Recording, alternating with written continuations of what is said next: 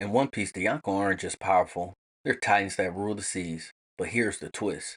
Eiichiro Oda didn't just dream them up. Many of the Yonko are rooted in real-world pirates, warlords, and crime bosses, whose power rivaled kings.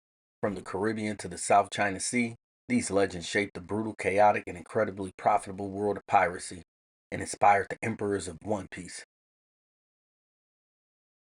The Yonko, or Four Emperors, are the apex predators of Oda's pirate world. They command territories, fleets, and armies, controlling trade routes like mafia dons of the ocean. In many ways, they reflect real historical pirates who didn't just raid ships, they built empires.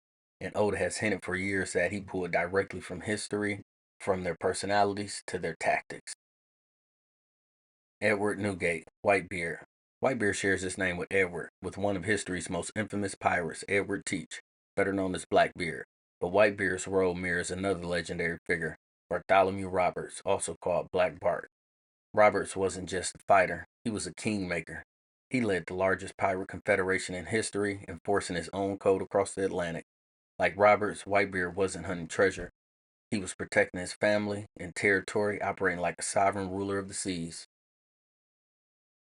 Charlotte Lin Big Mom. Big Mom's character has shades of Qing Shi, the Chinese pirate queen who commanded over 300 ships and 40,000 pirates in the early 1800s. Qing Shi created her own law, a strict pirate code, and punished anyone who disobeyed.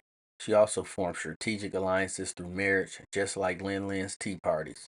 Both women turned piracy into a multi-generational family empire, with loyalty enforced through fear and reward. Kaido of the Beast. Kaido feels less like a Caribbean pirate and more like a Sengoku era warlord, specifically figures like Kublai Khan and Japanese daimyo who sought absolute domination through military might. Kaido's use of overwhelming force and beastly armies mirrors the Mongol invasions, where psychological warfare was as important as actual battle. His iron grip over Wano's resources, especially the weapons trade, parallels how warlords controlled and taxed key industries to maintain power. Marshall D. Teach, Blackbeard. Oda's Blackbeard is the most direct lift from history. Edward Teach's chaotic, opportunistic style is legendary.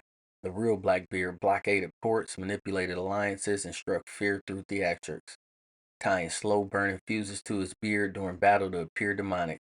In One Piece, Teach's unpredictable rise from a nobody on Whitebeard's crew to a Yonko mirrors how the real Blackbeard sees ships, weapons, and infamy in record time. Historian Marcus Whitaker notes that real pirates weren't just criminals, they were alternative political systems at sea. Many ran democratic crews, shared loot, and even offered compensation for injuries, policies unheard of in any Navy life. The Yonko reflect this mix brutal autocrats on one hand and strange providers on the other. Real world pirates didn't just take gold, they hijacked trade routes, the true source of wealth.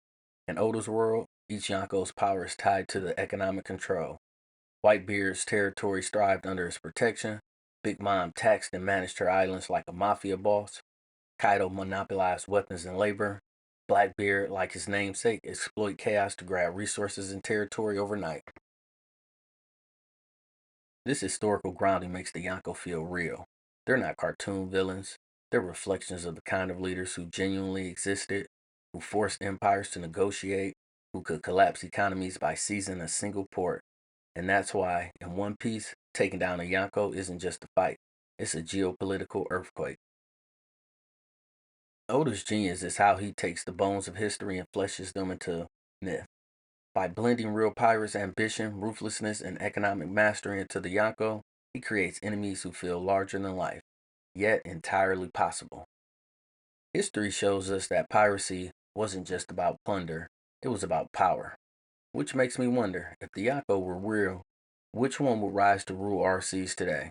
Let me know your pick in the comments. And if you enjoy sailing through history and anime, hit that like button and subscribe for more deep dives into the money and power behind One Piece.